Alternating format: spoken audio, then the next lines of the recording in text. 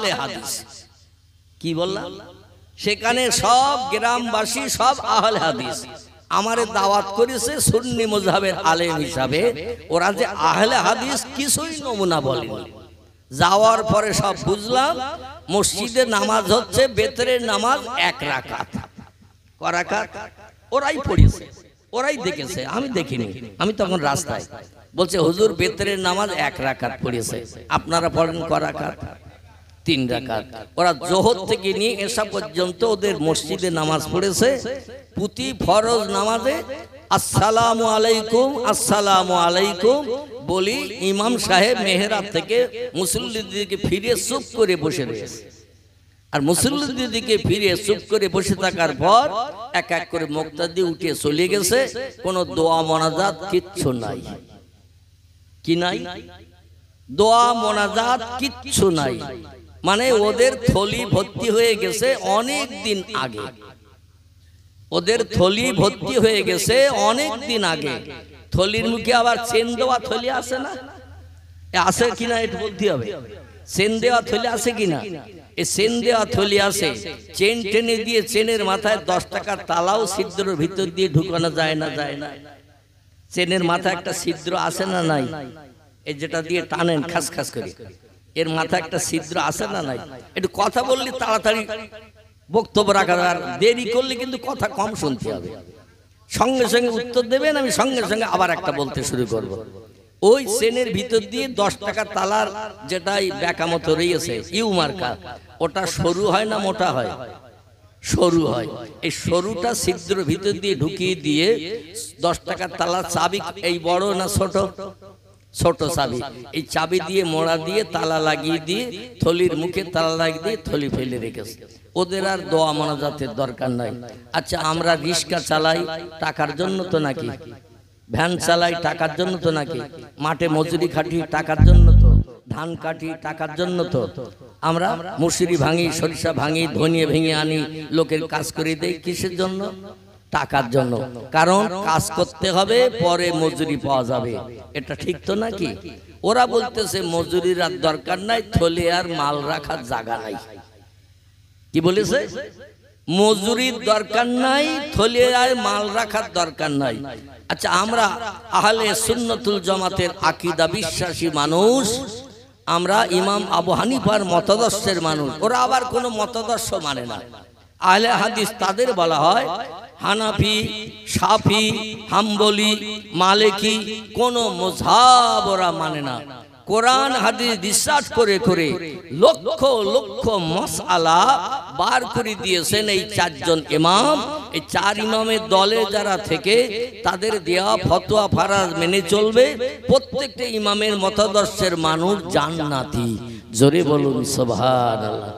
ইমাম আবু হানিফার দলের মানুষ জান্নাতি, ইমাম শাফির দলের মানুষ জান্নাতি, ইমাম মালিকের দলের মানুষ জান্নাতি, ইমাম আহমদ বিন হাম্বলের দলের মানুষ জান্নাতি। কারণ এরা যা তত্ত্ব দিয়েছে কোরআন হাদিস রিসার্চ করে, ইমাম মালিক রহমাতুল্লাহ আলাইহি 6634টি হাদিস রিসার্চ করে 13 লক্ষের উপরে মাসালা লিখে দিয়ে গেছে। কতটা বললাম? 6634টি হাদিস কোরআনের আয়াত, 6634টি কোরআনের আয়াত রিসার্চ করে গবেষণা করে 13 লক্ষের উপরে মাসআলা লিখে দিয়ে গেছেন, মানুষ যাতে সুপথের পথিক বনতে পারে, কুপথগামী না হয়। জোরে বলুন একটু সুবহানাল্লাহ। এই জন্য প্রত্যেকটা মযহাবের ইমাম সাহেবের মতাদর্শ মেনে চললে সব মানুষ পরকালে জান্নাতি হবে। কিন্তু একটাও মতাদর্শ ওরা মানে না, ওরা একটাও মতাদর্শ মানে না। এখন আপনাদের কাছে আমি বলতে চাচ্ছি, ইমামের মতাদর্শ যদি না মানি, তাহলে আমরা সঠিক পথে চলতে পারবো? কোরআনে কেবল মরাল তত্ত্ব দেয়া হয়েছে, অনেক তত্ত্বের কোনো ব্যাখ্যা নাই। কোরআনে মরাল তত্ত্ব দেয়া হয়েছে, অনেক তত্ত্বের ব্যাখ্যা নাই। হাদিস শরীফে পয়গম্বর সে যুগের কথা বলেছেন, এই যুগের কথা বলেন নাই। যেমন কোটা কয়েক তত্ত্ব দেয়, খুব ভালো করে বুঝবেন, মন যেন হাড়িতে না থাকে। হাড়িতে থাকলে কিন্তু বুঝতে পারবেন না। কোরআনের ভিতরে টেলিভিশনের কথা আছে, হাদিসের ভিতরে আছে। কথা বলে, আরে না বললে তো আমি আরেকটা বলতে পারবো না। কোরআনে টেলিভিশনের কথা আছে, হাদিসে আছে, কোরআনে রেডিওর কথা আছে, হাদিসের কথা আছে, কোরআনে মোবাইলের কথা আছে, হাদিসের কথা হাদিসের ভিতরে আছে। আচ্ছা, কোরআনে এরোপ্লেনের কথা আছে, হাদিসে এরোপ্লেনের কথা আছে, তাহলে এগুলো তুমি ছাপো কেন? কোরআনে তো নেই। আর কোরআন ছাড়া তুমি চলবা না, ইমামের কোনো মশলা মানবা না, ইমামের কোনো আদর্শ তুমি মানবা না, তাহলে তুমি কেন এরোপ্লেন ছাপো? আচ্ছা, বাসের কথা আছে কোরআনে, বাসের কথা, ট্যাক্সির কথা, মোটরসাইকেলের কথা হাদিসেও আছে। আল্লাহু আকবার। সব ইতিকাফ করছেন নাকি? তাহলে কথা বলছেন না তো। অনেক তথ্য কোরআনে নাই, অনেক তথ্য হাদিসে নাই। ইমামেরা বলেছেন যেগুলো কোরআনে নাই, হাদিসে নাই, নতুন যদি কিছু বিজ্ঞানের চিন্তা ভাবনায় তৈরি হয়, সেগুলো নিয়ে আমরা ইজমা করেছি। আলেম ওলামারা, কোরআন হাদিসের বিজ্ঞ পণ্ডিতরা সেগুলো নিয়ে বসে ইজমা করেছি। এর ভিতরে লাভ কতটা, লস কতটা, বোঝা গেল? এই যে জিনিস বিজ্ঞান বানিয়েছে নতুন, যা কোরআনেও নেই হাদিসেও নেই, এই জিনিস নিয়ে আমরা রিসার্চ করেছি, গবেষণা করেছি। যেটাই দেখেছি লাভ বেশি মুসলমানদের, সেটার জন্য আমরা ফতোয়া দিয়েছি, মানতে পারবে, ব্যবহার করতে পারবে। আর যেটাই লস বেশি, লাভ কম, আমরা ফতোয়া দিয়ে দিয়েছি, ওর ধারে পাশে যাওয়া যাবে না। জোরে বলুন সুবহানাল্লাহ। এখন তুমি কোরআন ছাড়া চলো না, হাদিস ছাড়া চলো না, তাহলে তুমি ইমামদের মতাদর্শ মেনে কেন চলো? কালকের মাইকে ওয়াজ হলো ওই বর্ধমান বর্ডারের কাছাকাছি, জায়গাটার নাম হলো দাঁতপুর। কি নাম বললাম? দাঁতপুর। গ্রামটার নাম হলো বাঙ্গালপাড়া। কি নাম বললাম? বাঙ্গালপাড়া গ্রামটার নাম। এখন সেখানে মাইকে ওই আহলে হাদিসের বক্তারা ওয়াজ করেছে, পরস্পর দু তিনজন, বোধ হয় তিনজন মনে হয়, সম্ভবত কি চারজন হবে। মানে সুন্নি মজহাবের ইমামদের একটা মসজিদ আছে, ওদের একটা আলাদা নতুন মসজিদ করেছে। দুই মসজিদের মুয়াজ্জিন ইমাম থেকে শুরু করে আরো পার্শ্ববর্তী আলেম ওলামারা যারা ছিল ওয়াজ করেছে। এখন কোরআনে তো মাইকে লেখা ওয়াজ করা যাবে, কথা বলা নাই, কারণ মাইক যখন তৈরি হয়েছে, কোরআন তার বহু আগে পৃথিবীতে এসেছে। মাইক ব্যবহার করলে অনেক দূরের মানুষ কথা শুনতে পাবে, এ কথা কোরআন বলে দেয় নাই যে অনেক দূরের মানুষ কথা শুনতে পারবে, পরবর্তীতে বিজ্ঞান বানালে তোমরা ব্যবহার করবে, এ কথা কিন্তু কোরআনেও বলা নাই, হাদিসেও বলা নাই। তাহলে তোমরা কোরআন ছাড়া চলো না, এই জন্য ওদের বলা হয় আহলে হাদিস। ওরা হাদিসের উপরে নির্ভর করে, কোরআনের উপরে নির্ভর করে। আহলে কিতাব তাদের বলা হয়, যারা কোরআনের উপরে নির্ভর করে। এখন মাইকে ওয়াজ করলো কেন ওরা চারজন? মাইক তো কোরআনে নেই, মাইক তো হাদিসে নেই, তাহলে তুমি মাইকে ওয়াজ করবা আর কোরআন হাদিসের মান্যতা দেব না, ইমামদের মতাদর্শ নেবা।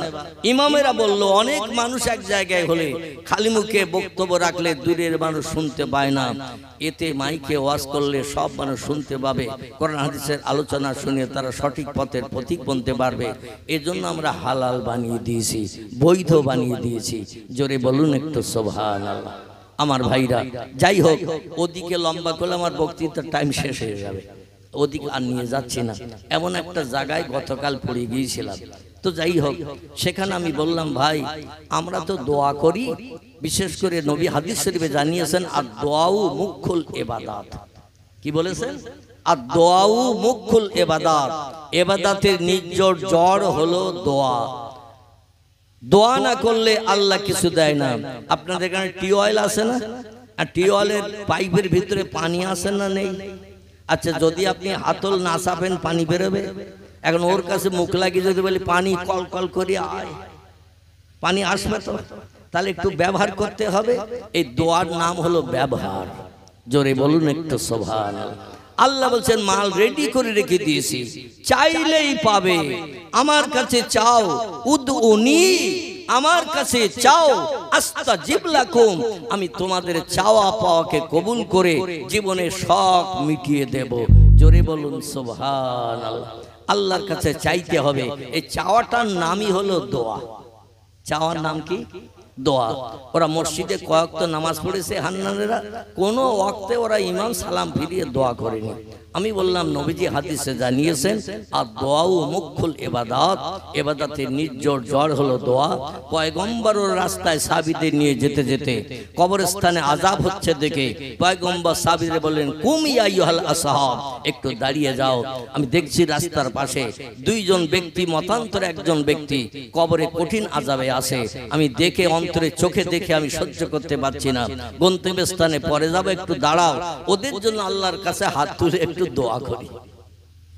সাহাবীরা দাঁড়িয়ে গেল। পয়গম্বর কোরআনে সূরা ফাতিহা, সূরা ইখলাস, কিছু সূরা শরীফ পাঠ করে আল্লাহর কাছে হাত তুলে দোয়া করলেন। নবীজির দোয়া কবুল হবে না? হবে না? নবীর দোয়া কবুল হবে, আর নবী জীবনে মিথ্যা কথা বলেনি, কারো মালে না বলে হাত দেয়নি, কারো জিনিস নবীজি চুরি করে নেয়নি, নবী কোনোদিন কাউরে গালি দেয়নি, নবী কোনোদিন কারো গালে চপাটাঘাত করেনি, নবী কারোর সম্পর্কে বাজে মন্তব্য করেনি, নবী গরিব এতিমের হক ফাঁকি দিয়ে খায়নি। পয়গম্বর মুহাম্মদ রাসূলুল্লাহ কোনো ব্যক্তির প্রাণ নাশ করে তার বিবি বাচ্চারে বিধবা এতিম বানাননি। আল্লাহর নবী কোনোদিন মদের গ্লাসে হাত দেননি। আল্লাহর নবী কোন নেশাকর বস্তু জীবনে হাতে তোলেননি। আল্লাহর নবী সাল্লাল্লাহু আলাইহি সাল্লাম কোন সুদের পয়সা, খুশির যাকে বলা হয় সুদ, সুদ সুদ বোঝেন তো নাকি? টাকা দিয়ে বেশি টাকা নেওয়া, এর নাম হলো সুদ। এই সুদের পয়সা জীবনে স্পর্শ করেননি। সে লোকটা যদি আল্লাহর কাছে হাত তুলে দাবি করে, দাবি কবুল হবে না? হবে না? আমরা সুদখোর, আমরা মদখোর, আমরা ব্যভিচারী, আমরা মিথ্যাবাদী, আমরা গালিগালাজ করি, আমরা মাঝে মাঝে মানুষকে ঠকাই, মাঝে মানুষের হক ফাঁকি দেই, আমাদের হাজারো রকম দোষ আছে। টাকার প্রলোভনে পড়ে মানুষের প্রাণ নাশ করি। কত বিধবার দরজার কড়া রাতের গভীরে নাড়া দিয়ে জীবন যৌবনের খোদানে বৃদ্ধি করে ঘরে ফেরি টাকার বিনিময়ে। জোরে বলুন একটু নাউজুবিল্লাহ। এই রকম ব্যক্তি যদি আল্লাহর কাছে হাত তুলে দোয়া করে, আল্লাহ কি তাদের দোয়া কবুল করবে? করবে? করবে না। নবীজি দোয়া করেছেন হাত তুলে, আল্লাহ পাক নবীজির দোয়া চোখের পানি নাকের ডগা পর্যন্ত নামার আগে আল্লাহ নবীর দোয়া কবুল করতেন। সঙ্গে সঙ্গে ফেরেশতাদের বলে দিলেন ইযহাব ইয়া আইয়ুহাল মালায়েকা, ও ফেরেশতারা তাড়াতাড়ি যাও, কবরে আযাব বন্ধ করে দিয়ে দাও, জাহান্নামের আগুনের হাওয়া বন্ধ করো, জাহান্নামের গরম হাওয়া বন্ধ করো, আমার জান্নাত থেকে নেয়ামত ওই ব্যক্তির কবরে ছুটিয়ে দাও। চিল্লায়ে বলুন একটু সুবহানাল্লাহ। বিশ্ব নবীর অন্তরের চোখ ছিল, নবী সাহাবীদের অন্তরের চোখ ছিল, পরবর্তী ইমামদের অন্তরের চোখ ছিল, এবং ওলামায়ে হাক্কানি যারা ওলিয়া উলিয়া যাদের বলা হয়, আল্লাহ এদের অন্তরের চোখ খুলে দিয়েছিল। এরা এক জায়গায় বসে টেলিভিশনের পর্দার মতো তাম পৃথিবীর যে কোনো দেশের যে কোনো জায়গার দৃশ্য যদি দেখতে চায়, ঘরের রান্নাঘরের ভিতরে বসে, আবদ্ধ ঘরের ভিতরে বসে বাহ্যিক চোখ দুটো বন্ধ করলে অন্তরের চোখ লক্ষ লক্ষ মাইল দূরেও পর্যন্ত চলে যায়। এই অন্তরের চোখ আল্লাহ দুটি দলের মানুষের দান করেছেন। কটি বললাম? দুটি দলের মানুষের আল্লাহ অন্তরের চোখ দান করেছেন। একটি দলের নাম হলো নবী আম্বিয়ার দল, একটি দলের নাম হলো ওলি আউলিয়ার দল। বোঝা গেল? একটি দলের নাম হলো নবী আম্বিয়ার দল। আল্লাহ তাদের অন্তরের চোখ খুলে দিয়েছিলেন। তারা যে কোনো জিনিস দেখার ইচ্ছা করলে সেখানে যাওয়ার দরকার হতো না। ঘরের বারান্দায় বসে বাহ্যিক চোখ দুটো বন্ধ করলে যে চোখটা আরেকটা চোখ আছে, এই দুটো চোখের পরে আরেকটা চোখ আছে, এই চোখটার নাম কি? এই চোখের নাম অন্তরের চোখ। অন্তরের চোখ বিজ্ঞানীরাও বিশ্বাস করেছে এটা। দেখবেন ধারাপাত, ধারাপাত আছে না, নবধারাপাত, যাকে একে চন্দ্র দুইয়ে পক্ষ পড়ি আছে না, ওই 3 নম্বরে কি লেখা আছে একটু বলেন আপনারা? তিনে নেত্র বিজ্ঞানীরা লিখে দিয়েছে, আমি মৌলবী লিখিনি, ওরাও লিখে দিয়েছে তিনে নেত্র। নেত্র শব্দটা হলো সাধু ভাষা, এর বাংলা অর্থ হলো 3 নম্বরের চোখ। ঠিক না বল? 3 নম্বরের চোখ আছে, বিজ্ঞানীরা বিশ্বাস করে। এই বাহ্যিক চোখ দুটো বন্ধ করে এবার অন্তরের চোখটা চালান। ঘরের শোকেসের কি কি আছে, কোথায় কিসের বয়েন, বিস্কুটের বয়েন কোন দিকে, বাচ্চাদের লজেন্সের বয়েন কোন দিকে, চায়ের বয়েনটা কোন দিকে, অন্তরের চোখ চালালে শোকেসে যেখানে রাখা থাকে চোখটা যাবে না? যাবে না? চোখ সেখানে চলে যাবে। ওই তো দেখছি পাশে শোকেসের থাকে লাগানো রয়েছে চায়ের কাপ, চিনির কোটো, এমন করে বিস্কুটের কোটো, লজেন্সের কোটো, বাচ্চাদের জন্য দিতে হয় মাঝে মাঝে কোটো বেড়ে। এই যেটা আমরা দেখি এটা হলো অনুভব করে দেখি। আর তারা সরাসরি অন্তরে চোখ খুলেছিলেন রাত জেগে জেগে রাত্র দ্বীপ্রহরের পর থেকে নিয়ে ফজরের আজান ধ্বনির আগ পর্যন্ত যারা রাত জেগে জেগে আল্লাহর খুশি করার জন্য, আল্লাহর সন্তুষ্ট করার জন্য নফল নামাজ বেশি বেশি বেশি বেশি করে পড়েছে, আল্লাহ তাদের অন্তরে চোখ দান করেছে। নারায়ে তাকবীর। পয়গম্বর মুহাম্মদ রাসূলুল্লাহ হঠাৎ করে কাঁদছিলেন, দোয়া করছিলেন। সাহাবীরা নবীজির সঙ্গে তারা ফফিয়ে ফফিয়ে কাঁদছেন। কারণ নবী কাঁদছে আর সাহাবীরা কি হাসবে নাকি?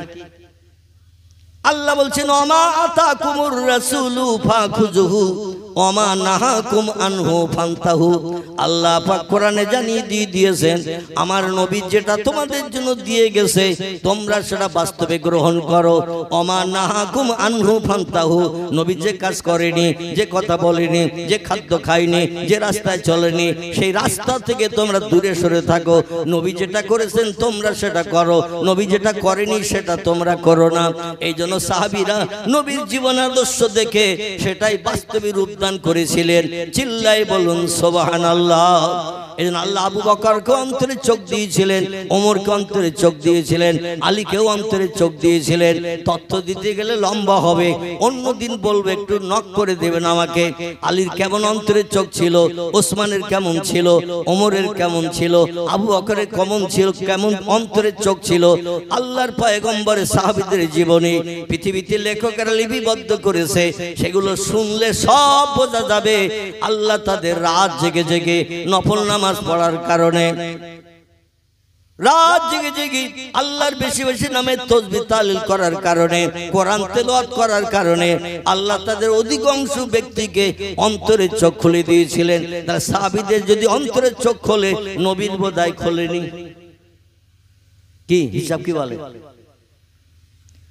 পয়গম্বর মসজিদে নববীতে সারা রাত দাঁড়িয়ে দাঁড়িয়ে নামাজ পড়তেন। মায়েশাতুল হুমায়রা রাদিয়াল্লাহু দরজার পাশে চুপ করে বসে থাকতেন। মসজিদে নববীর পূর্ব গায়ে মায়েশার ঘর। একই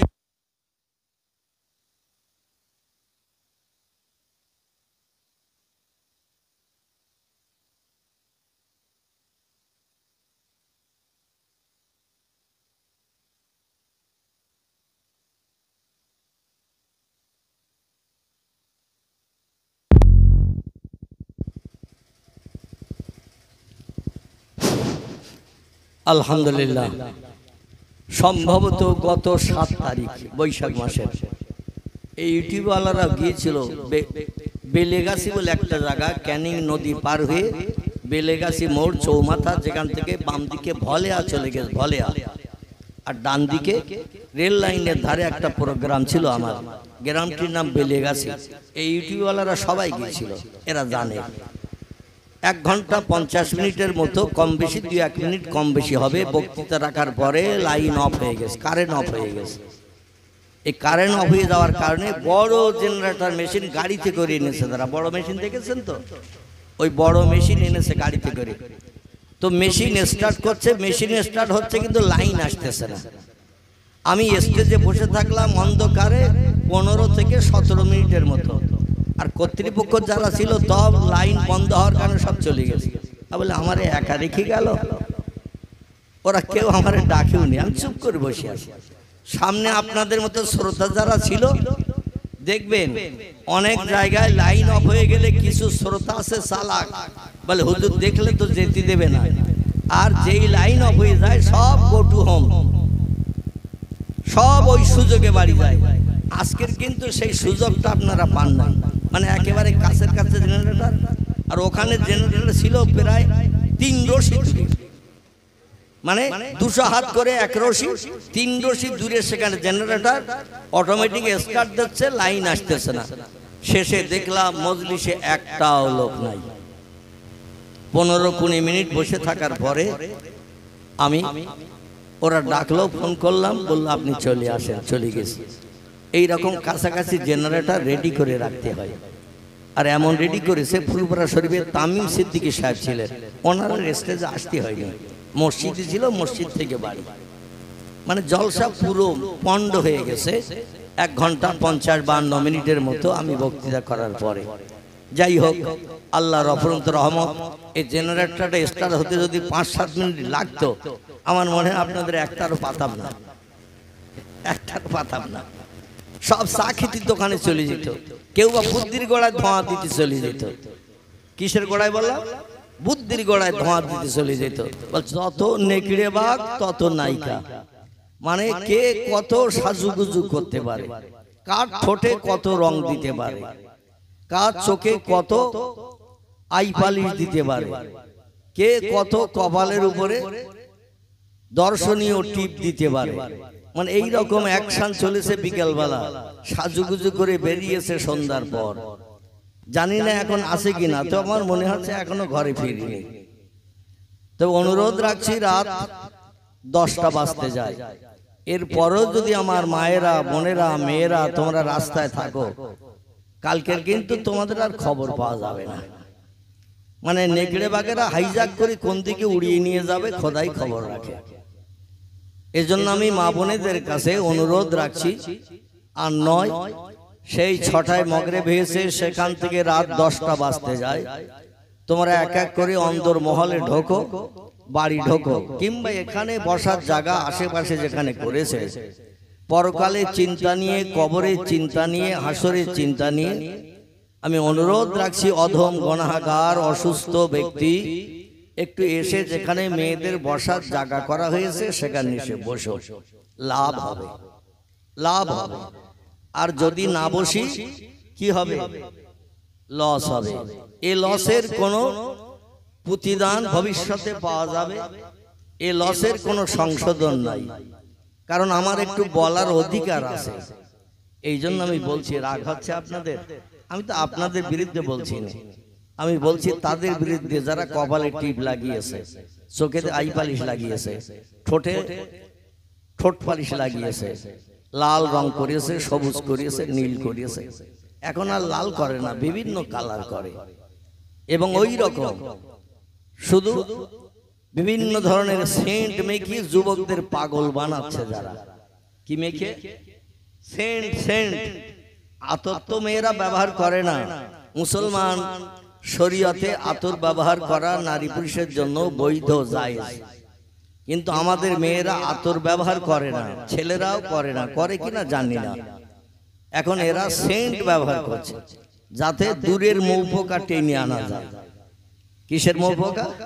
দূরের মৌপোকা টেনে আনা যায়, গন্ধে ভরপুর করে টেনে আনতেছে, চুম্বকের কানেকশনের মতো। নাউজুবিল্লাহি মিন জালিক। আমি অনুরোধ রাখছি মা বোনেদের কাছে, যেখানে মেয়েদের বসার জায়গা আছে সেখানে এসে বসো, অন্যথায় ঘরে যেয়ে ফ্যান ছেড়ে দিয়ে, কম্বল মুড়ি দিয়ে যদি ঘুমানো যায় তাও ঘুমাও। আর রাস্তাঘাটে বাজার করিও না। মাঘ মাসে বাজার হবে কোথায়? কোমরপুকুর না? কোমরপুকুর। সেদিনের জন্য একটু সময় হাতে রেখে দাও, কোমরপুকুরে যাবে, আমরা কিচ্ছু বলবো না, কারণ সেদিন মিলাদ মাহফিল এখানে হয় না। হয় নাকি? কোমরপুকুরে মেলা উপলক্ষে খিদিরপুরে মিলাদ হয় না, কারণ মিলাদ দিলে লোক হবে না, তাই ওই মেলা উপলক্ষে মিলাদ টিলাদ দেয় না। সার্কাস থেকে শুরু করি বিভিন্ন ধরনের অঙ্গভঙ্গির কাজকর্ম, নাচ, ড্যান্স, বিভিন্ন ধরনের চরকি পাক, এ পাক, সে পাক, নাগরদলা সব এসে যাবে। চড়িও, যতবারও চড়িও। কোরআন হাদিসের মাহফিল উপলক্ষে বাইরে বেরিয়ে এই মজলিসের সৌন্দর্য নষ্ট করিও না। আর আমার যুবক ভাইদের কাছে অনুরোধ রাখছি, লাল হলুদ ঘরে ফিরলে নেকড়ে বাঘ রাস্তায় একটাও থাকবে, এ কথা বলতে হবে। লাল হলুদ যদি ঘরে ঢুকে যায় তাহলে নেকড়ে বাঘ রাস্তায় একটাও থাকবে, কারণ নেকড়ে বাঘ রাস্তায় একটাও থাকবে না, গন্ধ পাবে না, বাধ্য হয়ে এই পান্ডেলে ঢুকবে। ঠিক বললাম না ভুল বললাম? এই জন্য আমি অনুরোধ রাখছি মা বোনেদের কাছে, আগে রাস্তা ক্লিয়ার করো, ঘরে ঢোকো। আর যুবক ভাইদের কাছে বলছি, ভালো লাগলে পরিবেশে এসো, অন্যথায় আপন আপন ঘরে প্রত্যাবর্তন করে দেহের ক্লান্তি দূর করার জন্য ঘুমের ঘরে পতিত হও, বিশ্রাম করো। এছাড়া আমার আর কিছু বলার নাই। আশা রাখি সত্য কথা দুধের থেকেও ভালো, ঠিক কি না? সত্য কথা দুধের থেকেও ভালো, মধুর থেকেও ভালো। এই জন্য আশা রাখি যারা মুসলমান হিসাবে বিবেচিত, আল্লাহকে স্রষ্টা বলে মানেন, পয়গম্বরকে আমাদের নেতা বলে মানেন, অনুরোধ রাখছি যেদিন হাসরের মাঠ হবে, ইয়াউমা ইয়াফিরুল মারউ মিন আখিহি ওয়া উম্মিহি ওয়া আবিহি ওয়া সাহিবাতিহি ওয়া বানিহি আল আখির। আল্লাহ কোরআনে 1450 বছর আগে তত্ত্ব কোট করেছেন, বিপদের দিন যেদিন আসবে, বাপ ছেলের হবে না, ছেলে বাপের হবে না, ভাই বোনের হবে না, বোন ভাইয়ের হবে না, মা মেয়ের হবে না, মেয়ে মায়ের হবে না, বন্ধু বান্ধব কেউ কারো দিকে ফিরেও পর্যন্ত তাকাবে না। সেদিনের কথা একটু খেয়াল করো আমার বোনেরা, আমার যুবক ভাইরা, সেদিনের কথা একটু খেয়াল করো। আল্লাহর কথা মিথ্যা তো নাকি? আল্লাহর কথা সত্য। সত্য যদি হয় এই বিশ্বাসটা হৃদয়ে কঠিন করে গেঁথে নাও, এই কথাটা কঠিন করে হৃদয়ে গেঁথে নাও, নিয়ে গুটি গুটি পায়ে এই বেহেশতের বাগানে এসে বসে যাও। এখানে বসলে আল্লাহর রহমত পাওয়া যাবে, আল্লাহর দয়া পাওয়া যাবে, আল্লাহর করুণা পাওয়া যাবে। বিপদে আল্লাহ পাক রহিম নামের ইজ্জত তোমার জন্য দান করে অপরাধী জাহান্নামী হলেও তোমাকে জান্নাত হালাল বানিয়ে দেবেন এই মজলিসে বসার কারণে। জোরে বলুন একটু সুবহানাল্লাহ, আর একটু জোরে বলুন নারায়ে তাকবীর, নারায়ে তাকবীর। মহান ইসলামী জলসা, মহান ইসলামী জলসা, আল কোরআনের আলো, আল কোরআনের আলো, আল হাদিসের আলো। একটু জোরে বলতে পারবেন না? তাহলে কোরআন সত্য জোরে বলবেন আর হাদিস মিথ্যা তাই আসতে বলবেন, এই তাই নাকি? তাহলে দুইটা সত্য না দুইটা মিথ্যা? দুইটা সত্য। তাহলে দুইটার নামে একটু জোরে আওয়াজ তুলুন।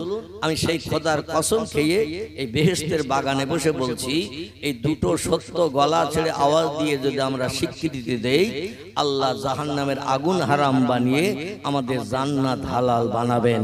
জোরে বলুন আমিন। আবার একটু বলেন আল কোরআনের আলো, আল হাদিসের আলো, নারায়ে তাকবীর। আলহামদুলিল্লাহ। এই জলসাটা ক বছর হচ্ছে? 2 বছর। মানে গত বছর হয়ে গেছে, এবছর হচ্ছে। গত বছর আমার এই জলসায় আসার মতো পরিবেশ ছিল না। তখন আমি কঠিন অসুস্থ, সম্ভবত হসপিটালে তখন অপারেশন হয়ে কলকাতায় ঘর ভাড়া করে তখন প্রহর গুনছি কবে বাড়ি যাব, এইরকম একটা সময়। যাই হোক, আল্লাহ পাক অধমকে হসপিটাল থেকে অপারেশন করিয়ে 2 মাস কলকাতায় ঘর ভাড়া করে রাখিয়ে আবার ঘরে ফিরিয়েছেন। ঘরে ফিরিয়ে টুকটাক কার্তিক মাসের 2 তারিখ থেকে টুকটাক দুটো একটা প্রোগ্রাম আমি করছি। গতকাল প্রোগ্রাম ছিল বর্ধমান বর্ডার। আপনাদের হান্নান আছে না? ও গিয়েছিল, এ হান্নান আরো আরেকটা ছেলে, ওদের আমি বলেছিলাম যাওয়ার কথা। যাই হোক, ওরা 2 জন গিয়েছিল। সেখানে ওই যে পর্দায় দেখায় না, ওই পর্দার ব্যবস্থাও নিয়ে গিয়েছিল। আজকের এখানে এসেছি, আগামীকাল আবার যেতে হবে হাওড়া জেলার বাগনান। নাম শুনেছেন? বাগনান, বাগনান। কাল আবার সকালে আসতে হবে আপনাদের ডিলিয়ার সাহেবের বাড়ি, ওনার স্ত্রীর আত্মার কল্যাণের জন্য মাগফিরাতের অনুষ্ঠান। এখনো 2 জন বক্তা আছে, থলিটা একটু নাগড়া ঝাগড়া দিয়ে নিতে হবে। আমার পরে এখনো 2 জন বক্তা আছে, থলিটা একটু নাগড়া ঝাগড়া দিয়ে নিতে হবে। মানে আরো কিছু কোরআন হাদিসের কথা ঢোকাতে হবে।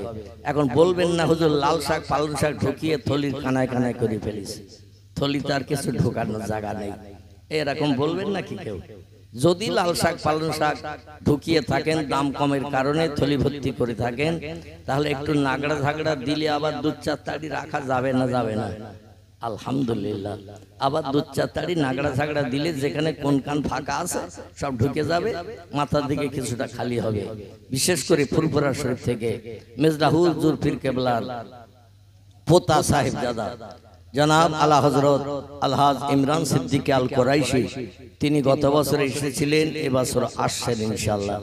এবং আমাদের এলাকার সুনামধন্য বক্তা জনাব আলহাজ হযরত মাওলানা আব্দুর রউফ সাহেব নলডি নিবাসী, তিনিও অপেক্ষায় আছেন। যদিও বলছিলেন আমাকে এশা পড়ার কথা বলেছে, আমি যাই। আমি বললাম আমার নাম লেখা দিয়েছে 9টার সময়, 3 মাস আগে, 3 মাস আগে 9টা থেকে টাইম লেখা দিয়েছে। আর আমি অসুস্থ মানুষ, দূরের থেকে বাড়ি ফিরেছি, আবার কাল সকালে আসতে হবে, আবার বাগনান যেতে হবে, আমি যাই। যাই হোক, তিনি আর কথা বললেন না। বিশেষ করে আমার শ্বশুর হন সম্পর্কে, আমার শ্বশুর হন, যার কারণে কথা বললেন না। আমি এসেছি, খুব সংক্ষেপ 2-4 কথা আলোচনা করব, তারপরে পরবর্তী 2 জন বক্তা আসবেন। আলহামদুলিল্লাহ, আমি শুনছিলাম গত বছর বহু মানুষের সমাগম হয়েছিল, খবরে শুনেছি, দেখি নাই। কথাটা সত্য না মিথ্যা? এই ফুরফুরার হুজুর আসার কারণে লোকজন বেশি হয়েছিল, কথাটা সত্য না মিথ্যা? কিন্তু তার 3-এর অংশ তো দেখছি না। আশা রাখি আসবে, ঠিক না ভুল? আশা রাখি, কথা বলেন, আসবে না আসবে না? আসবে। যারা অপেক্ষায় আছেন আমি অনুরোধ রাখছি, গুটি গুটি গুটি গুটি পায়ে আল্লাহর এই বেহেশতের বাগানে আপনারা এসে বসে যান। সুন্দর পরিবেশ তৈরি হলে বক্তাদের ভালো আলোচনা করতে সুবিধা হবে, ঠিক কি না? আলহামদুলিল্লাহ, একটু দরুদ শরীফ পড়ে নেন। আল্লাহুম্মা সাল্লি আলা সাইয়্যিদিনা মাওলানা ওয়া আলা আলি মাওলানা। আলহামদুলিল্লাহ আলহামদুলিল্লাহিল্লাযী হাদানা লিহাযা ওয়া মা কুন্না লাউলা আন হাদানাল্লাহ ওয়া আশহাদু আল্লা ইলাহা ইল্লাল্লাহু ওয়াহদাহু লা শারীকা লাহ শাহাদাতান মান আমানা বিল্লাহি ওয়া কাফারা বিজিবতি ওয়াত তাগুত ওয়া আশহাদু আন্না সাইয়্যিদানা ওয়া নাবিয়ানা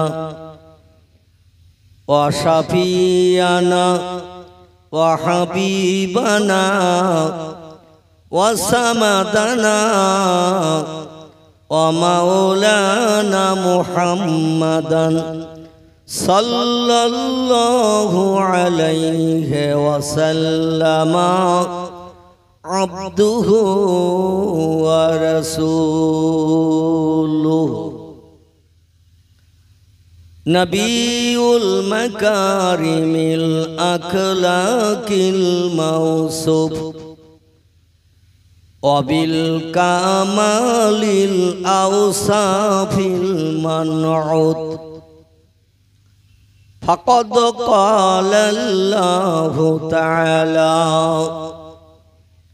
ফি কালামিহিল মাজিদ ওয়া ফিল ফুরকানিহিল হামিদ।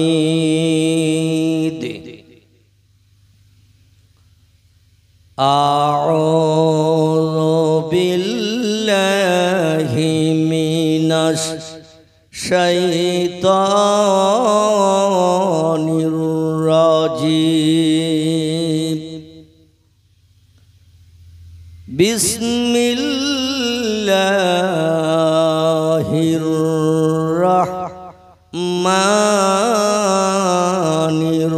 রাহিম।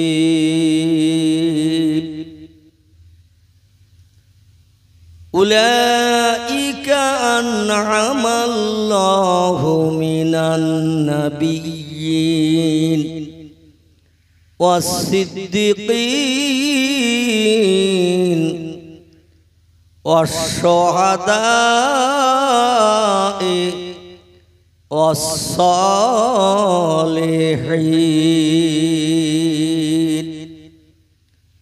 وحسن أولئك رفيقا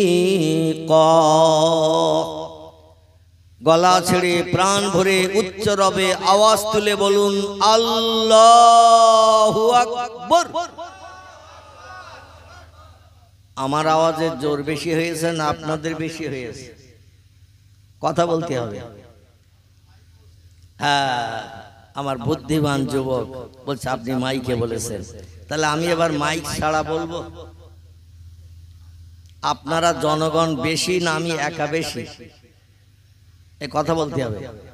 জনগণ বেশি, তো জনগণ বেশি সবাই মিলে যদি আওয়াজ দেয়, মাইকের মতো কিংবা মাইকের বেশি আওয়াজ হওয়া তো উচিতের দরকার হয়, ঠিক কিনা? মানে বেশি লোক একসঙ্গে কথা বললে এই আওয়াজটা দূরে বেশি যায় না মাইকে বললে বেশি যায়? আমি একা বলেছি বেশি হবে, এটা শিওর, এটা সত্য। কিন্তু আপনারা এত মানুষ একসঙ্গে আল্লাহর নামে তাসবিহ পড়েছেন, তাহলে আপনাদের আওয়াজ তো আমার মতো হওয়া উচিত। আসলে আজকে তাবারুক বোধহয় নরমাল, কালকে বোধহয় ভালো ছিল। কি আজকের ভালো? আজকের ভালো, আলহামদুলিল্লাহ। তাহলে কালকের একটু নরমাল হয়ে গেছে, আজকের ভালো। আর শেষের দিন ভালো হওয়া ভালো, ঠিক কি না? শেষের দিন ভালো হওয়া ভালো। তাহলে আগামীকাল সকাল পর্যন্ত বেঁচে থাকবেন কে কে? একটু হাত তুলে দেখান তো। আগামীকাল সকাল পর্যন্ত বেঁচে থাকবেন কে কে? তাহলে খিদিরপুরের মানুষের মগজে যথেষ্ট মাল আছে দেখছি ইনশাআল্লাহ। মানে হাত কেউ তোলেননি, আমি শুধু হাত তুলেছি আপনাদের হাত তোলার জন্য নিদর্শন স্বরূপ। আমিও বেঁচে থাকবে সার্টিফিকেট আমারও নাই, আপনাদেরও আছে, বেঁচে থাকবেন সার্টিফিকেট নাই। তাহলে আজকের এই যে আল্লাহু আকবার ধ্বনিটা দিলাম, এটাই হয়তো আমাদের জীবনের শেষ আল্লাহু আকবার হতে পারে। ঠিক বললাম না ভুল বললাম? আর এই শেষ আল্লাহু আকবার যদি হয়, এতে আমাদের লাভ হবে না লস হবে? লাভ হবে, আলহামদুলিল্লাহ। এইরকম কথা বললি তো আমি পারি, তাহলে দু কথা বলতে সুবিধা পাবো, লাভ হবে। তো লাভ যখন হবে, লাভের ব্যবসা করতে অনিচ্ছা কার কার আছে? আবার একটু হাত তোলেন তো। লাভের ব্যবসা করতে অনিচ্ছা কার কার? শুধু তাবারুকের চিন্তায় বসে থাকলে হবে না। মানে আমি যেটা বলছি এই চিন্তায় বসে থাকতে হবে, আমি কি বলছি সেটা শুনতে হবে, বুঝতে হবে, হাত তুলতে হবে। নেতাজি বলবার পেঁয়াজি শুনবেন, জ্যোতিগড় বলবো তত্ত্বগড় শুনবেন, ওটা হবে না। এখানে যা বলবো তাই শুনতে হবে, তার প্রত্যুত্তর দিতে হবে। তাহলে এই মজলিস থেকে কিছু বাড়ি নিয়ে যাওয়া হবে। আর যদি বসে থাকি এখানে, আর খোকার মার কাছে যদি মন থাকে, বসে থাকি যদি এখানে, আর গোস্তের হাঁড়িতে যদি মন থাকে, তাহলে যেমন শুনবো হাওয়ায় বেরিয়ে যাবে, হরি কাটিয়ে ওপর দিয়ে পাস হয়ে ওই চাঁদপুর ওই দিকে চলে যাবে। তবে আজকের ওদিক যাবে না, হাওয়া বাদে ওই দিক থেকে এই দিকে আসতেছে, ঠিক কিনা? হাওয়া এই দিক আসতে এই দিক যাবে আমার ভাইরা, কঠুরের দিকে। ঠিক তাহলে আমরা এটাই অনুভব করলাম যে আল্লাহু আকবার ধ্বনির আওয়াজ আজকের আমাদের জীবনের শেষ আওয়াজও হতে পারে। এই আওয়াজটা এমন আওয়াজ দেব, এই আওয়াজের কারণে আল্লাহ জীবনের সব অপরাধ গুনাহগুলোকে ক্ষমা করে দিয়ে জাহান্নামের আগুনে দগ্ধ না করে আমাদের যেন জান্নাত হালাল বানান। এটা ভালো কথা বললাম না খারাপ বললাম? ভালো কথা বললাম। আচ্ছা, কেউ দুনিয়ার আগুনে ইচ্ছা করে পড়তে চায়? চায় না। শয়তান মাঝে মাঝে ধোকা দেয়, প্ররোচনা দেয়, মন গরম করায়, মাঝে মাঝে সে গায়ে কেরোসিন ঠেলে দিয়ে আগুন জ্বালায়, মাঝে মাঝে ঘরে গলায়ও দড়ি দেয়, ঠিক কি না? মানে শয়তান পেছনে লেগে যায়, তাই হিতাহিত জ্ঞান শূন্য হয়। কিন্তু এখন তো কোনো ঝামেলা দ্বন্দ্ব কিছু নাই, আছে নাকি? এখন আমরা সরল মন নিয়ে এই ওই পাশে বসেছেন কেন? আপনারা এই পাশে আসেন। মানে এই যে মেশিনগুলো বসিয়েছে এটা আমি দেখতে পাচ্ছি না, আপনারা একটুখানি উঠে এই পাশে আসেন। আমি এই পাশে বসার আগে জায়গা করতে বলি, একটু কাছের দিকে আসেন, তাহলে সুবিধা হবে। তো আমি পাক কালাম কোরআন মজিদের সত্য কথা আপনাদের কাছে একটি আয়াত শরীফের কিয়দ অংশ আপনাদের কাছে পরিবেশন করেছি। এই আয়াতটা গত মনে হচ্ছে 4 দিন আগে, সম্ভবত কি 5 দিন হবে, 6 তারিখে 6ই বৈশাখ আমি হিজলায় এই আয়াতটা পড়েছিলাম। যারা যারা ওই মজলিসে ছিলেন আমার কথায় একমত হবেন। আয়াতটা পড়েছিলাম, তো আয়াতে আল্লাহ পাক রব্বুল আলামিন 4টে মানুষ সম্পর্কে, মতান্তরে 3টে ব্যক্তি সম্পর্কে তথ্য পরিবেশন করেছেন। একটি হলো নবীদের কথা, 2 নম্বর হলো সত্যবাদীদের কথা, 3 নম্বর হলো শহীদানদের কথা, 4 নম্বর হলো আমলে সলেহাকারীদের কথা। কটা হলো? 4টে হয়েছে নাকি? এই 4টে দলের মানুষের কথা বলেছিলাম। বর্ণনা করতে করতে 2.5 ঘন্টা হয়ে গিয়েছিল বক্তৃতা। আমি 2টো মানুষ সম্পর্কে তথ্য দিয়েছিলাম, 2টো দেয়া হয়নি। ঠিক বললাম না ভুল বললাম? 2টো মানুষ সম্পর্কে তথ্য দিতে 2.5 ঘন্টা লেগে গিয়েছিল। তা একজন করে ব্যক্তির কথা বলতে কজন বললাম? একজন করে। আল্লাহ পাক যে তথ্য কোরআনে দিয়েছেন, শত শত মানুষের জীবনী এই তথ্যের ভিতরে ডুবে রয়েছে। জোরে বলুন সুবহানাল্লাহ। কতটা বললাম? শত শত মানুষের জীবনী এই তথ্যের ভিতরে ঢুকে রয়েছে। আমি একজন করে বলেছি, 2জন বাকি আছে আর 2টো লোকের কথা। এখন ওই 2টো লোকের কথা বাকিটা বলবো, আপনারা শুনবেন। হ্যাঁ, একটা হলো শহীদান, যারা বিবিরে বিধবা বানিয়েছে, সন্তানের এতিম করেছে, আব্বা বলে ডাকার 7 জনম জনম মিটিয়ে দিয়েছে। আল্লাহকে খুশি করতে যে যুদ্ধের মাঠে শহীদ হয়ে গেছেন, এদের কথাটা বাকি। আর একটা হলো সকাল থেকে রাত 8:30 পর্যন্ত আল্লাহ পাক প্রত্যেকটি মানুষের জন্য 5 ওয়াক্ত ফরজ হুকুম নামাজ প্রতিষ্ঠা করার কথা বলেছেন। ওয়াকিমুস সালাহ, তোমরা নামাজ প্রতিষ্ঠা করো, নামাজ কায়েম করো।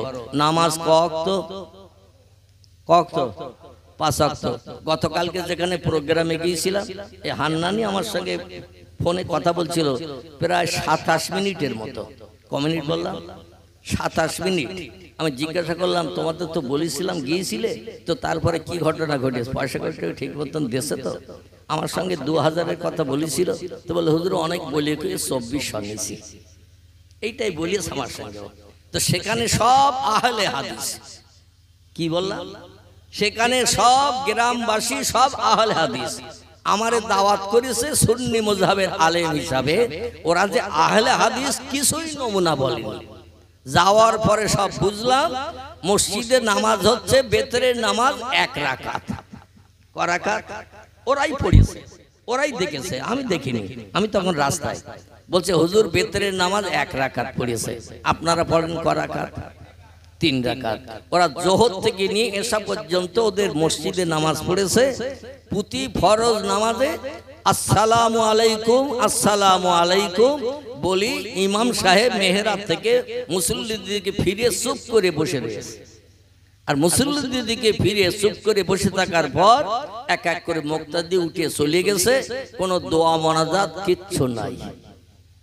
কি নাই? দোয়া মোনাজাত কিচ্ছু নাই। মানে ওদের থলি ভর্তি হয়ে গেছে অনেক দিন আগে। ওদের থলি ভর্তি হয়ে গেছে অনেক দিন আগে। থলির মুখে আবার চেন দেওয়া থলি আছে না? আছে কিনা এটা বলতে হবে। চেন দেওয়া থলি আছে কিনা? এই চেন দেওয়া থলি আছে। চেন টেনে দিয়ে চেনের মাথায় 10 টাকার তালাও ছিদ্রের ভিতর দিয়ে ঢুকানো যায় না? যায় না? চেনের মাথায় একটা ছিদ্র আছে না নাই? এই যেটা দিয়ে টানেন খাস খাস করে, এর মাথায় একটা ছিদ্র আছে না নাই? একটু কথা বললে তাড়াতাড়ি বক্তব্য রাখা, আর দেরি করলে কিন্তু কথা কম শুনতে হবে। সঙ্গে সঙ্গে উত্তর দেবেন, আমি সঙ্গে সঙ্গে আবার একটা বলতে শুরু করব। ওই চেনের ভিতর দিয়ে 10 টাকার তালার যেটাই বেকা মতো রয়েছে ইউ মার্কা, ওটা সরু হয় না মোটা হয়? সরু হয়। এই সরুটা ছিদ্র ভিতর দিয়ে ঢুকিয়ে দিয়ে 10 টাকার তালার চাবি এই বড় না ছোট? ছোট চাবি। এই চাবি দিয়ে মোড়া দিয়ে তালা লাগিয়ে দিয়ে থলির মুখে তালা লাগিয়ে দিয়ে থলি ফেলে রেখেছে। ওদের আর দোয়া মোনাজাতের দরকার নাই। আচ্ছা, আমরা রিক্সা চালাই টাকার জন্য তো নাকি? ভ্যান চালাই টাকার জন্য তো নাকি? মাঠে মজুরি খাটি টাকার জন্য তো? ধান কাটি টাকার জন্য তো আমরা মুসুরি ভাঙি, সরিষা ভাঙি, ধনিয়া ভেঙে আনি, লোকের কাজ করে দেই কিসের জন্য? টাকার জন্য। কারণ কাজ করতে হবে, পরে মজুরি পাওয়া যাবে। এটা ঠিক তো নাকি? ওরা বলতেছে মজুরির আর দরকার নাই, থলে আর মাল রাখার জায়গা নাই। কি বলেছে? মজুরির দরকার নাই, থলে আর মাল রাখার দরকার নাই। আচ্ছা, আমরা আহলে সুন্নতুল জামাতের আকীদা বিশ্বাসী মানুষ, আমরা ইমাম আবু হানিফার মতাদর্শের মানুষ। ওরা আবার কোনো মতাদর্শ মানে না। আহলে হাদিস তাদের বলা হয় হানাফি, শাফি, হাম্বলি, মালিকি, কোন মাযহাব ওরা মানে না। কোরআন হাদিস রিসার্চ করে করে লক্ষ লক্ষ মাসআলা বার করে দিয়েছেন এই চারজন ইমাম।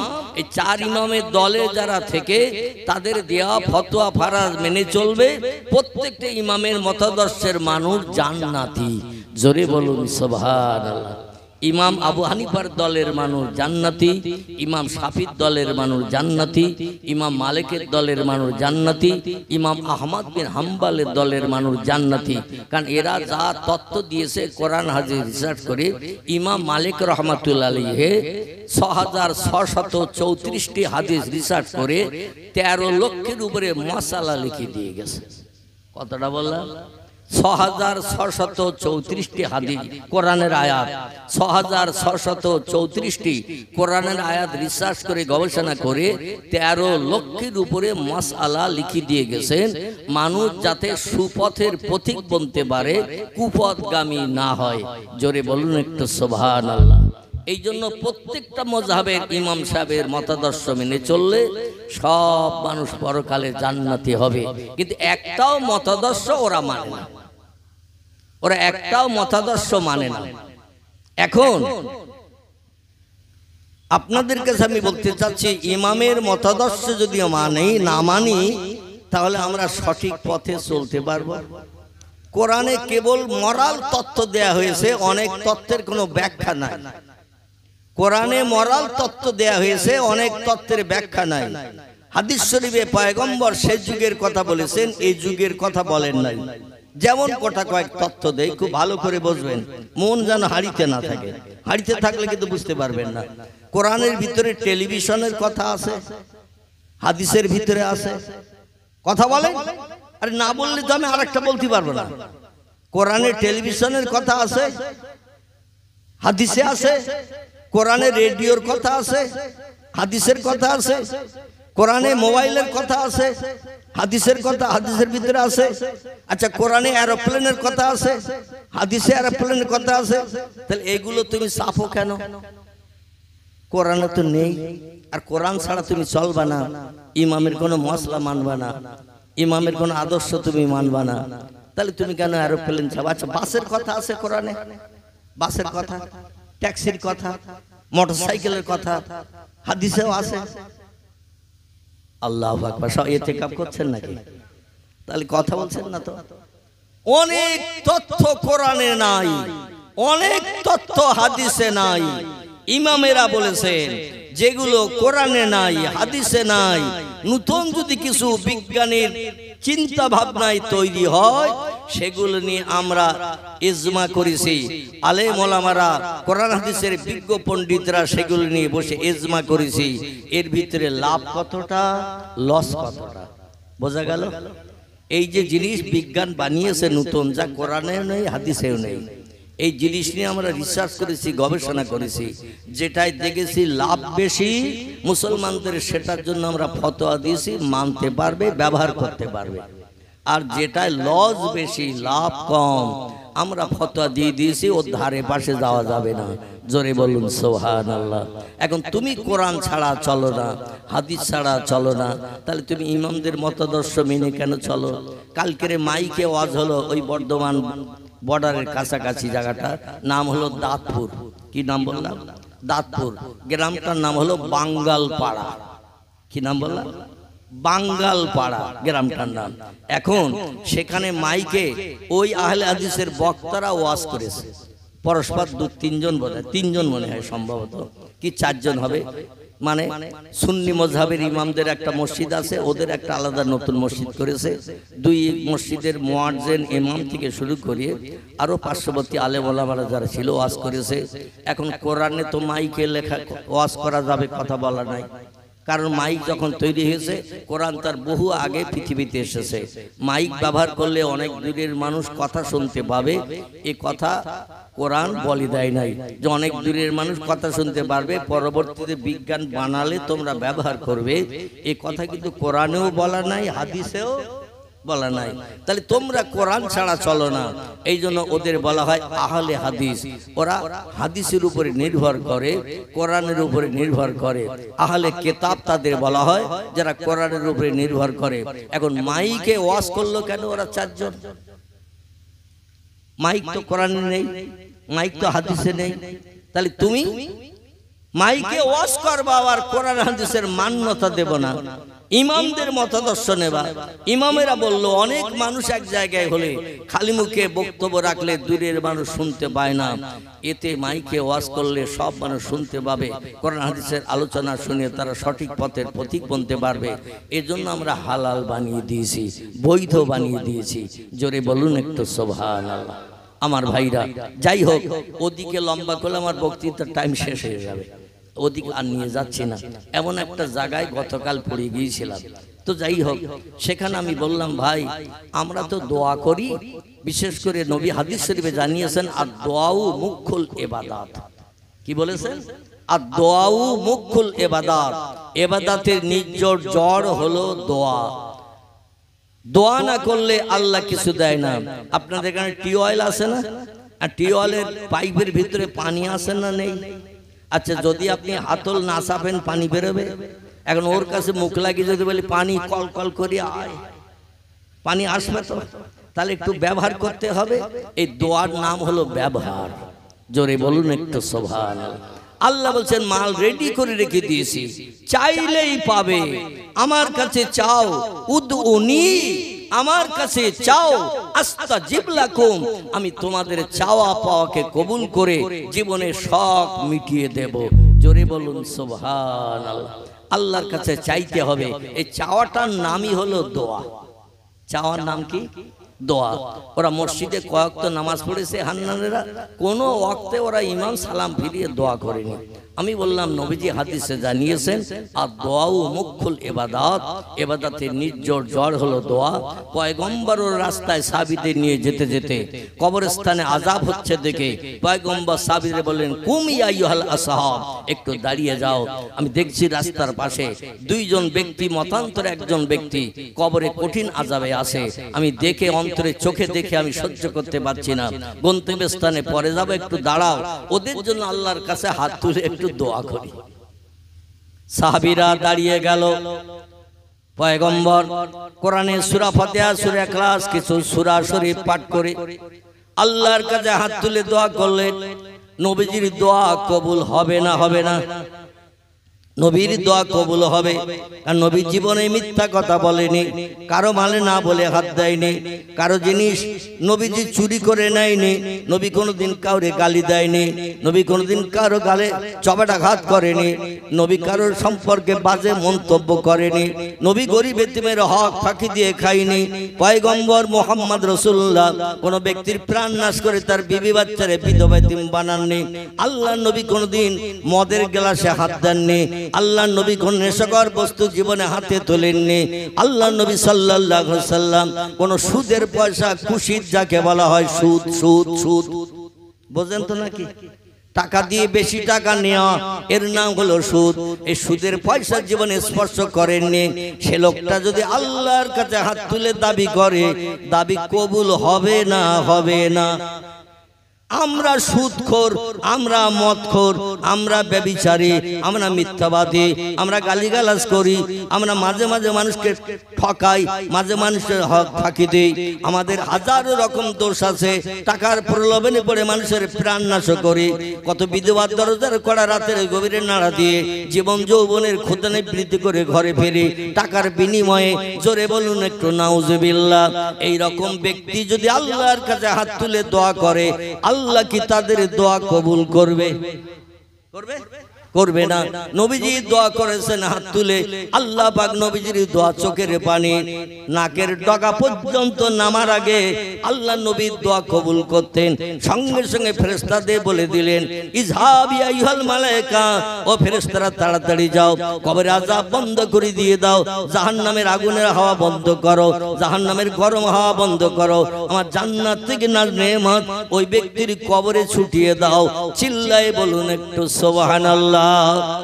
বিশ্ব নবীর অন্তরে চোখ ছিল, নবী সাহাবীদের অন্তরে চোখ ছিল, পরবর্তী ইমামদের অন্তরে চোখ ছিল, এবং ওলামায়ে হাক্কানি যারা ওলিয়া উলিয়া যাদের বলা হয়, আল্লাহ এদের অন্তরে চোখ খুলে দিয়েছিল। এরা এক জায়গায় বসে টেলিভিশনের পর্দার মতো তাম পৃথিবীর যে কোনো দেশের যে কোনো জায়গার দৃশ্য যদি দেখতে চায়, ঘরের রান্নাঘরের ভিতরে বসে, আবদ্ধ ঘরের ভিতরে বসে বাহ্যিক চোখ দুটো বন্ধ করলে অন্তরে চোখ লক্ষ লক্ষ মাইল দূরেও পর্যন্ত চলে যায়। এই অন্তরে চোখ আল্লাহ দুটি দলের মানুষের দান করেছেন। কটি বললাম? দুটি দলের মানুষের আল্লাহ অন্তরে চোখ দান করেছেন। একটি দলের নাম হলো নবী আম্বিয়ার দল, একটি দলের নাম হলো ওলি আউলিয়ার দল। বোঝা গেল? একটি দলের নাম হলো নবী আম্বিয়ার দল। আল্লাহ তাদের অন্তরে চোখ খুলে দিয়েছিলেন। তারা যে কোনো জিনিস দেখার ইচ্ছা করলে সেখানে যাওয়ার দরকার হতো না। ঘরের বারান্দায় বসে বাহ্যিক চোখ দুটো বন্ধ করলে যে চোখটা আরেকটা চোখ আছে, এই দুটো চোখের পরে আরেকটা চোখ আছে, এই চোখটার নাম কি? এই চোখের নাম অন্তরের চোখ। অন্তরের চোখ বিজ্ঞানীরাও বিশ্বাস করেছে এটা। দেখবেন ধারাপাত, ধারাপাত আছে না, নবধারাপাত, যাকে একে চন্দ্র দুইয়ে পক্ষ পড়ি আছে না, ওই 3 নম্বরে কি লেখা আছে একটু বলেন আপনারা? তিনে নেত্র বিজ্ঞানীরা লিখে দিয়েছে, আমি মৌলবী লিখিনি, ওরাও লিখে দিয়েছে তিনে নেত্র। নেত্র শব্দটা হলো সাধু ভাষা, এর বাংলা অর্থ হলো 3 নম্বরের চোখ। ঠিক না ভুল? 3 নম্বরের চোখ আছে, বিজ্ঞানীরা বিশ্বাস করে।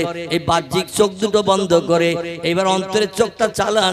ঘরের শোকেসের কি কি আছে, কোথায় কিসের বয়েন, বিস্কুটের বয়েন কোন দিকে, বাচ্চাদের লজেন্সের বয়েন কোন দিকে, চায়ের বয়েনটা কোন দিকে, অন্তরের চোখ চালালে শোকেসে যেখানে রাখা থাকে চোখটা যাবে না? যাবে না? চোখ সেখানে চলে যাবে। ওই তো দেখছি পাশে শোকেসের থাকে লাগানো রয়েছে চায়ের কাপ, চিনির কোটো, এমন করে বিস্কুটের কোটো, লজেন্সের কোটো, বাচ্চাদের জন্য দিতে হয় মাঝে মাঝে কোটো বেড়ে। এই যেটা আমরা দেখি এটা হলো অনুভব করে দেখি। আর তারা সরাসরি অন্তরে চোখ খুলেছিলেন রাত জেগে জেগে, রাত জেগে জেগে, রাত্র দ্বীপ্রহরের পর থেকে নিয়ে ফজরের আজান ধ্বনির আগ পর্যন্ত যারা রাত জেগে জেগে আল্লাহরে খুশি করার জন্য, আল্লাহরে সন্তুষ্ট করার জন্য নফল নামাজ বেশি বেশি বেশি বেশি করে পড়েছে, আল্লাহ তাদের অন্তরে চোখ দান করেছে। নারায়ে তাকবীর। পয়গম্বর মুহাম্মদ রাসূলুল্লাহ হঠাৎ করে কাঁদছিলেন, দোয়া করছিলেন। সাহাবীরা নবীজির সঙ্গে তারা ফপিয়ে ফপিয়ে কাঁদছেন। কারণ নবী কাঁদছে আর সাহাবীরা কি হাসবে নাকি? আল্লাহ বলছেন, ওমা আতাকুমুর রাসূলু ফাখুযুহু ওমা নাহাকুম আনহু ফান্তাহু। আল্লাহ পাক কোরআনে জানিয়ে দিয়েছেন আমার নবী যেটা তোমাদের জন্য দিয়ে গেছে তোমরা সেটা বাস্তবে গ্রহণ করো। ওমা নাহাকুম আনহু ফান্তাহু, নবী যে কাজ করেনি, যে কথা বলেনি, যে খাদ্য খায়নি, যে রাস্তায় চলেনি, সেই রাস্তা থেকে তোমরা দূরে সরে থাকো। নবী যেটা করেছেন তোমরা সেটা করো, নবী যেটা করেনি সেটা তোমরা করো না। এই জন্য সাহাবীরা নবীর জীবন আদর্শ দেখে সেটাই বাস্তবে রূপদান করেছিলেন। চিল্লাই বলুন সুবহানাল্লাহ। এজন্য আল্লাহ আবু বকরকে অন্তরে চোখ দিয়েছিলেন, ওমরকে অন্তরে চোখ দিয়েছিলেন, আলীকেও অন্তরে চোখ দিয়েছিলেন। তথ্য দিতে গেলে লম্বা হবে, অন্য দিন বলবো, একটু নক করে দেবেন আমাকে। আলীর কেমন অন্তরে চোখ ছিল, ওসমানের কেমন ছিল, ওমরের কেমন ছিল, আবু বকরের কেমন ছিল, কেমন অন্তরের চোখ ছিল। আল্লাহর পয়গম্বরের সাহাবীদের জীবনী পৃথিবীতে লেখকেরা লিপিবদ্ধ করেছে, সেগুলো শুনলে সব বোঝা যাবে আল্লাহ তাদের রাত জেগে জেগে নফল নামাজ পড়ার কারণে রাত জেগে জেগে আল্লাহর বেশি বেশি নামে তাসবিহ তাহলিল করার কারণে, কোরআন তেলাওয়াত করার কারণে আল্লাহ তাদের অধিকাংশ ব্যক্তিকে অন্তরের চোখ খুলে দিয়েছিলেন। তার সাহাবীদের যদি অন্তরের চোখ খোলে, নবীর বোধহয় খোলেনি। কি হিসাব কি বলে? পয়গম্বর মসজিদে নববীতে সারা রাত দাঁড়িয়ে দাঁড়িয়ে নামাজ পড়তেন। মায়েশাতুল হুমায়রা রাদিয়াল্লাহু দরজার পাশে চুপ করে বসে থাকতেন। মসজিদে নববীর পূর্ব গায়ে মায়েশার ঘর। একই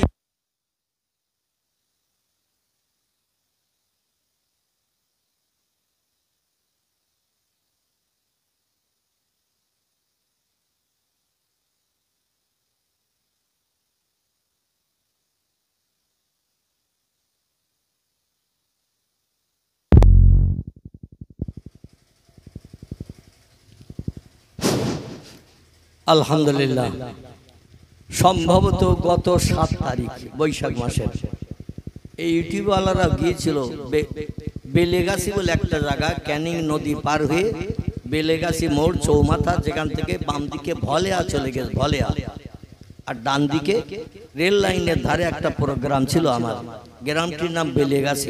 এই ইউটিউবওয়ালারা সবাই গিয়েছিল, এরা জানে। 1 ঘন্টা 50 মিনিটের মতো, কম বেশি 2-1 মিনিট কম বেশি হবে। বক্তৃতা রাখার পরে লাইন অফ হয়ে গেছে, কারেন্ট অফ হয়ে গেছে। এই কারেন্ট অফ হয়ে যাওয়ার কারণে বড় জেনারেটর মেশিন গাড়িতে করে এনেছে তারা। বড় মেশিন দেখেছেন তো, ওই বড় মেশিন এনেছে গাড়িতে করে। তো মেশিন স্টার্ট করছে, মেশিন স্টার্ট হচ্ছে, কিন্তু লাইন আসতেছে না। আমি স্টেজে বসে থাকলাম অন্ধকারে 15 থেকে 17 মিনিটের মতো। আর কর্তৃপক্ষ যারা ছিল সব লাইন বন্ধ হওয়ার কারণে সব চলে গেছে। বলে আমারে একা রেখে গেল, ওরা কেউ আমারে ডাকেও নি। আমি চুপ করে বসে আছি।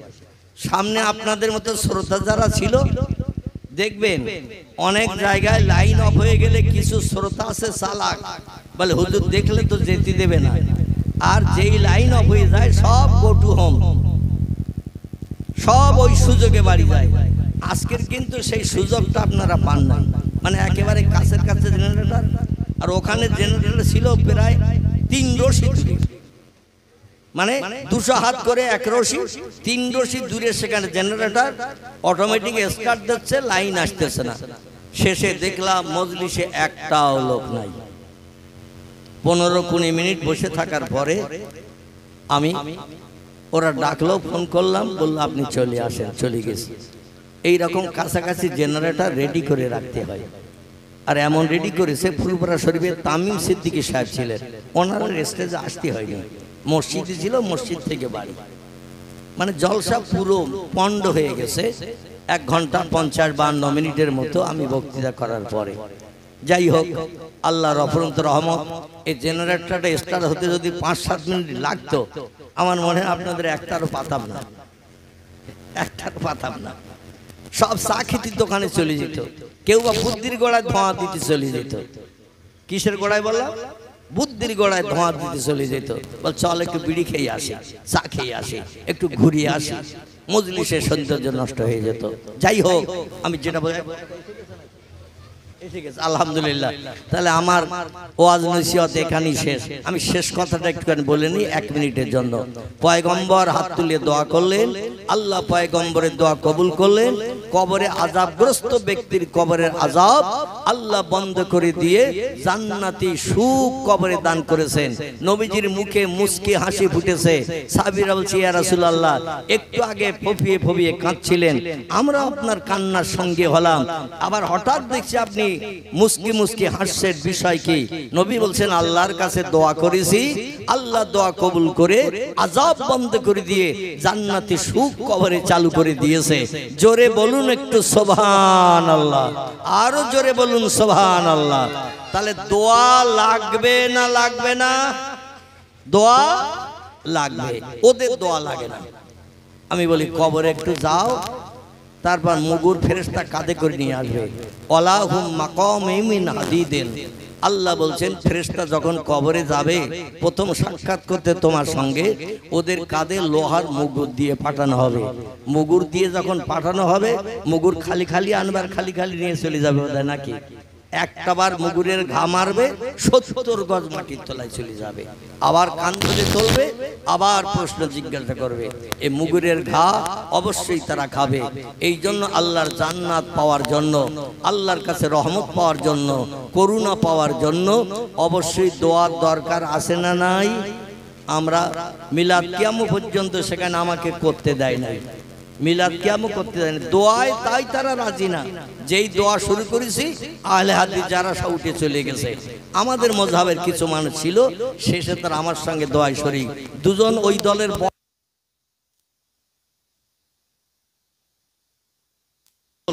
যে হুজুর আপনার পিছনে দুজন বক্তা মসজিদের ইমাম মুয়াজ্জিন, ওরা হাত তুলে নিয়ে চুপ করে বসে রয়েছে, মানে ওই দলের লোক। যাই হোক, আল্লাহ আমাদের সুমতি দান করেছেন, অন্য কোনো মতাদর্শে না ঢুকে আমরা সঠিক মতাদর্শের ভিতরে আছি, এবং এই মতাদর্শে থেকে আল্লাহ আমাদের যেন কবরে যাওয়ার তৌফিক দান করেন। সকলে বলুন আমিন। আমি গ্রামের ইমাম, কম বেশি জানেন, দেখতে দেখতে 40 বছর হয়ে গেছে। 1985 সাল থেকে নিয়ে বর্তমান 2025, তাহলে ক বছর হয়? 1985 থেকে 2025 কত হলো? 40 বছর। এর ভিতরে 2 বছর কঠিন অসুস্থতা থাকার কারণে এসনেবাজন হাফিজুলকে দায়িত্ব দিয়ে গিয়েছিলাম। আল্লাহ অপারেশনের পর একটু স্বস্তি দেওয়ার কারণে আবার আমি অ্যাটেন্ড করেছি। গত কোরবানির ঈদের 4 সপ্তাহ আগে, গত কোরবানির ঈদের 4 সপ্তাহ আগে এসেছি। আবার আল্লাহ হায়াতে রাখলে আসবো, থাকবো। আলোচনার আমি সূত্রপাত শুরু করেছিলাম, বক্তা অনেক আছে, তারা ওয়াজ নসিহত করবেন বিভিন্ন বিষয়, বিভিন্ন দিক দিয়ে। অমা আলাইনা ইল্লাল বালাগ। প্রাণ ভরে উচ্চ রবে মহব্বতে দরুদ শরীফ। আল্লাহুম্মা